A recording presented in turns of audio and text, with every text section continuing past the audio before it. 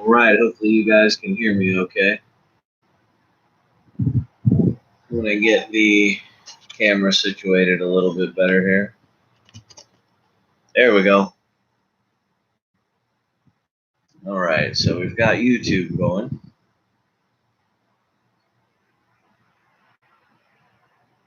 Give me just a couple minutes here and I'll get started.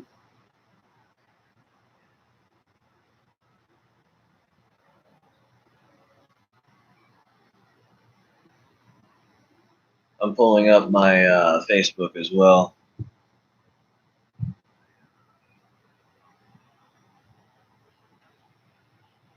If you're seeing this, if you don't mind sharing it out, and I'll get started here pretty quickly with our day 2 of 40 days to call his people.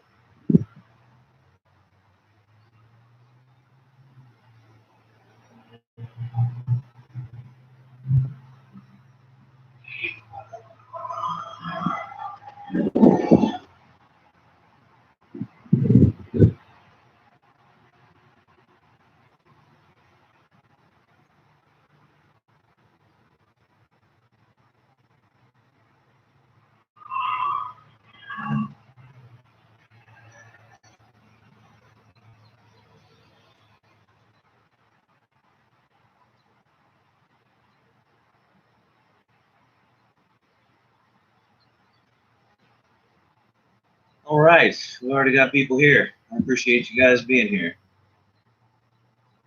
Starting my live for Facebook now, and like I said, I'll be getting started pretty quickly. All right, there we are.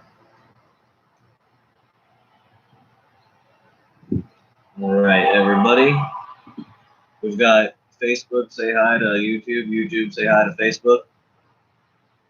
Excellent.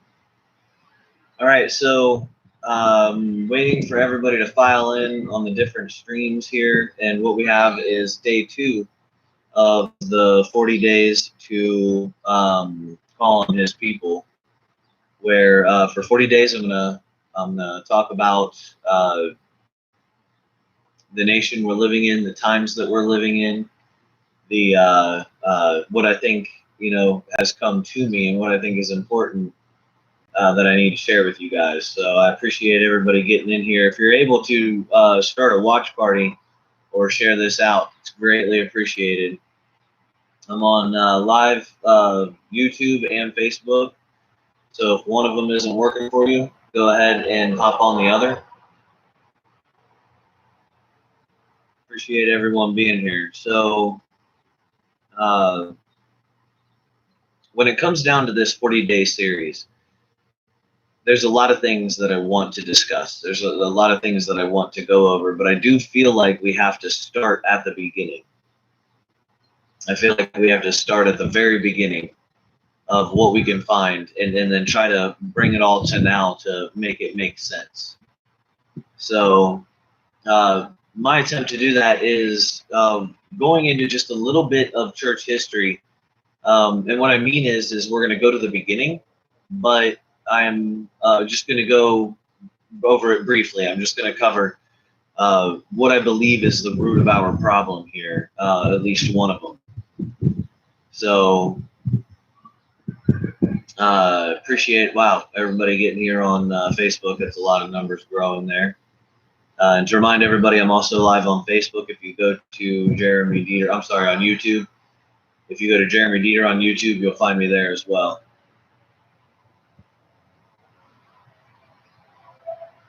So I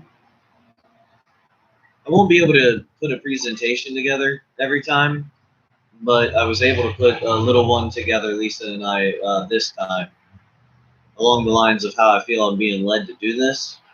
So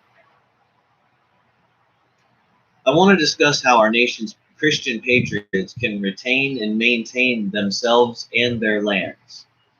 That's something I want to be able to discuss, but I feel as if it would be premature to do so.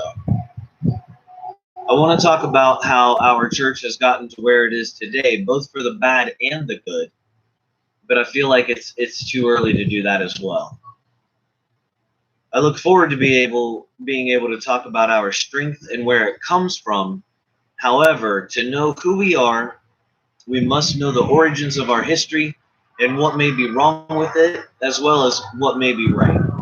So comprehending how we got where we are has answers in it for where we need to go with our faith and our patriotism, I believe. So the church and state relationship is what I'm going to focus on here. This is a brief history. Constantine, in a dream, was told to carry the symbol of the cross in war. So he did, and from that point, he made Rome Christian. It was before a big battle, and he got the vision of the cross. It said to carry it with him in victory. He did. They put it on the shields, and he won that battle. And from that point on, he made Rome Christian. That was the very first marriage of church and state concerning Christianity. Europe became a Christian or Christianized continent, and after 300 years of persecution, Protestants finally had military and political power. They became a state-run monopoly faith and suppressed the Jewish people first. They were coming off of the heels of being oppressed by the Jews, so what did they do? Immediately, they started to suppress and oppress the Jews. It was revenge for the persecution of Christians by Jews. This started immediately with Constantine. Because Europe was exclusively a Christian or Christianized continent, the only way another religion could get in was through military force. And this is what Islam did. They took North Africa, and then when they had the western part of North Africa, they jumped over the coast, over the Straits of Gibraltar, and they took Spain. They went into France and got within a few miles of Paris until finally the Christians defended their religion with military force of their own. Centuries had passed, and Islam invaded Eastern Europe and got as far as Vienna. The products of this are still seen today in Kosovo and Serbia. One is Christian, one is Muslim. That's why they fight. They still have conflict today. So this is all right now about church and state. The Pope has two keys that are referred to as the keys of church and state. The Reformation was where Martin Luther convinced the state to be Protestant and go against the Catholic Church. The Catholic Church states, that is. These are all state government decisions to do so.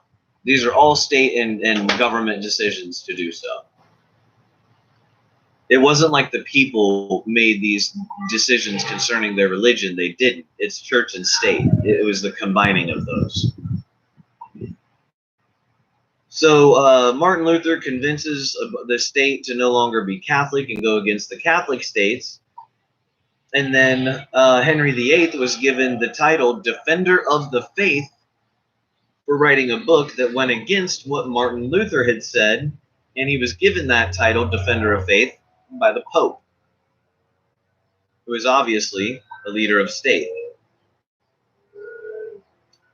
So here in the United States, about 70 years ago or so, the churches were taken over by a 501 status, meaning that if you want to be a church, you have to register with government, and then government policies therefore regulate and dictate what it is that the church does, and consequently what it says. So the government with state-run media, and they run the churches and everything else, have decided to change things from the defense of Christianity, which is what we said even all the way in World War II. It was defending Christendom.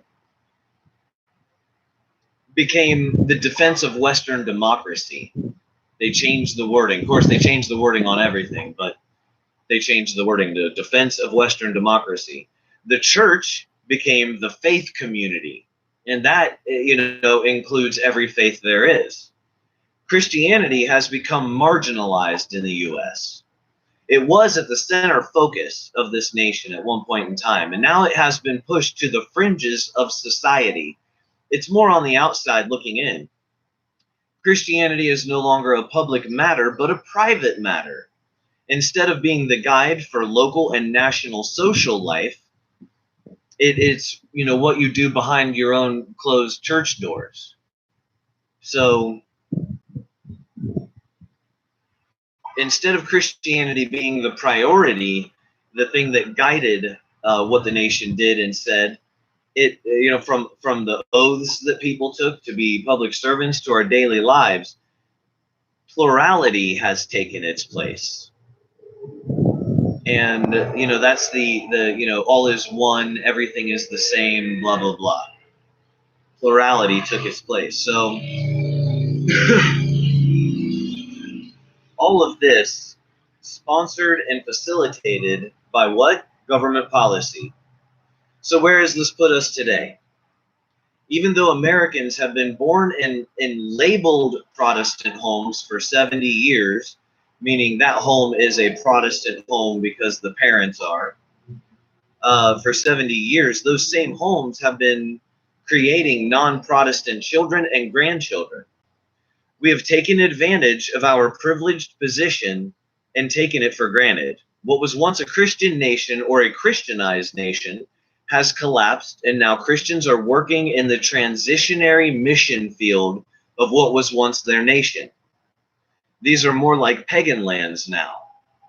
Just like England, Spain, Germany, and the totality of Europe, our churches must recognize that they are in a transitionary missionary position here in the States and in Europe, and face it honestly.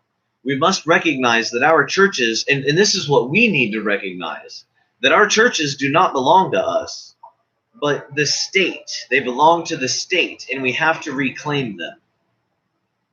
This is how we bring God back into the homes that we build for him here.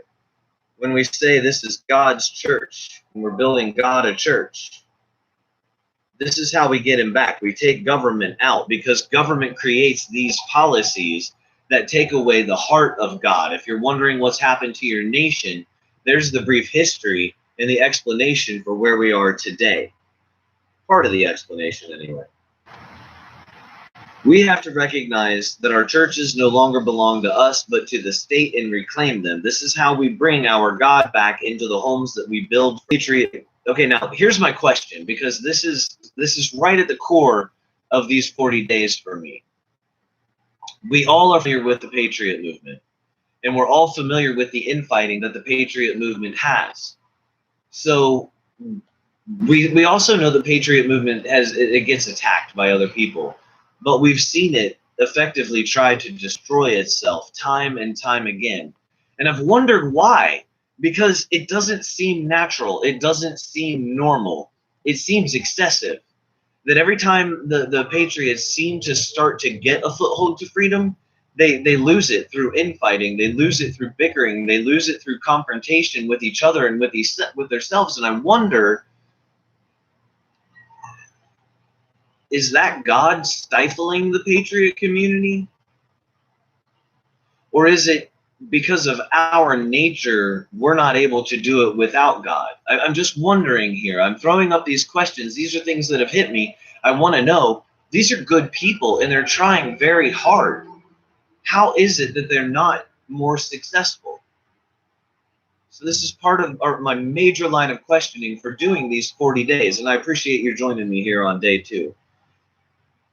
In Proverbs 3:5-6, it says, trust in the Lord with all of your heart.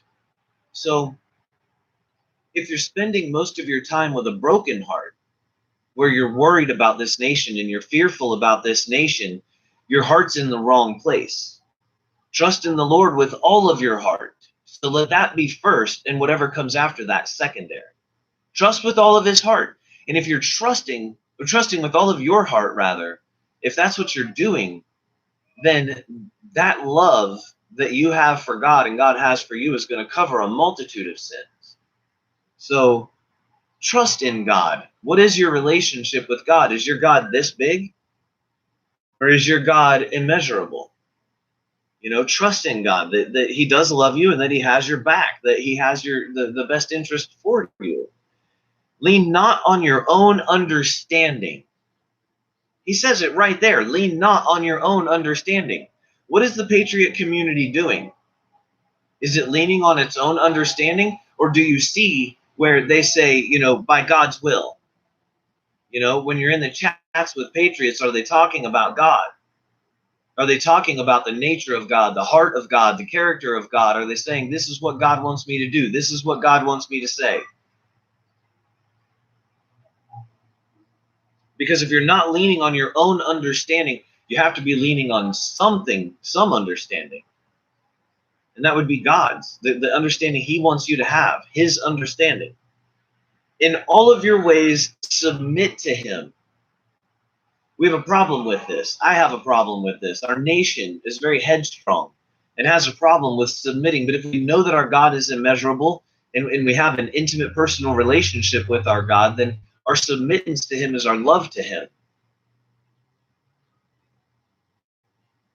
says submit in all of your ways, and he will make your paths straight. This is very important because to me what that says, and again, I'm not a preacher, but to me what that says is that when we do things on our own understanding, we create multiple paths for ourselves. And what he does is he comes in and he makes our paths, instead of being out here, he brings them all together to where they're straight. And it's talked again and again and again about how Facebook's having problems. If somebody could share the YouTube link for the people who can access it, that would be fantastic. I'd really appreciate it. Of course, Facebook is giving us problems.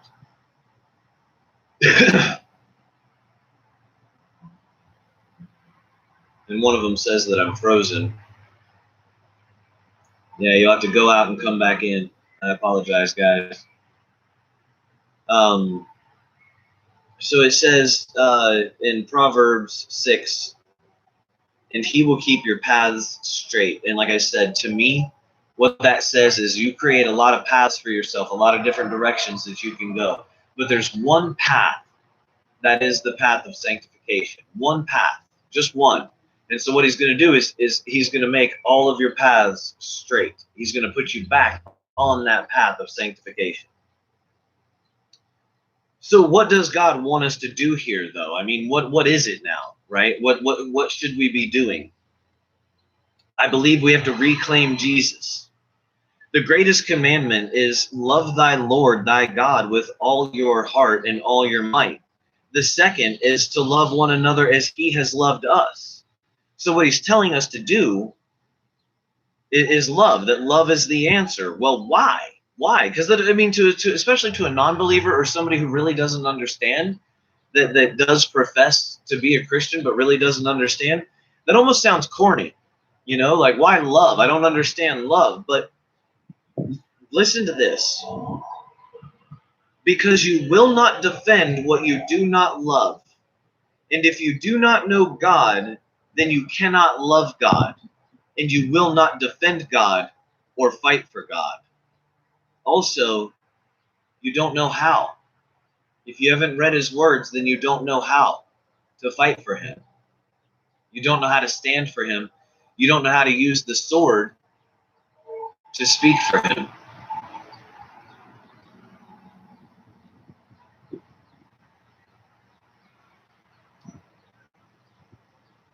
Love sounds like timidity. It sounds like softness. And in 2 Timothy 1:7, it says, for the spirit that God gave you that God gave us does not make us timid. Boom. We are not here to be timid. We are not here to be walked on. But gives us power. Gives us power. So if we don't lean on our own understanding, we receive with our power.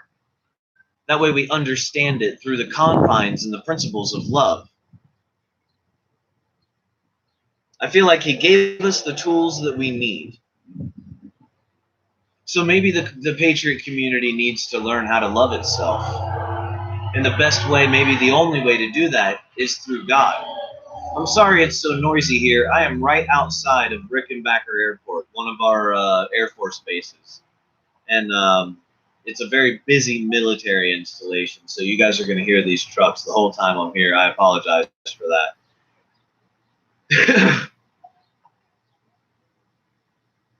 So maybe if we learn to love each other and do it the way that Christ commands us to do, maybe then we get a foothold to freedom. I don't know what we have to lose by putting God first in this struggle. I don't know. I don't know what we have to lose by putting God first in this struggle. I have no idea. Helpful to you guys. I hope that this has been beneficial. And tomorrow we'll be doing day 3. So for 40 days, I'll be doing this. Please, if you're on my YouTube, check out my Facebook at Jeremy Dieter or Junior Dieter or Jeremy R. Dieter. I have a public figure profile as well. And if you're on Facebook, check me out and subscribe to me on YouTube, Jeremy Dieter, and should be easy to find. So this is day 2, and I hope that this has been beneficial. I'm trying to get to the heart of the matter in this one that says, are the Patriots being stifled because we profess to be people of God and people of country and family, but we don't actually practice it. We don't actually live it, because I know I haven't. I know that I haven't. So I'm talking about me, and I don't know if I'm talking about you. I don't know, but I'm trying to find answers. And I love you guys for taking this ride with me. Thank you.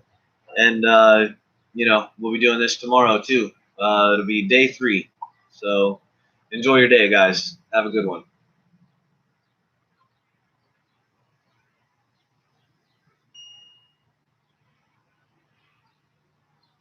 See you, YouTube.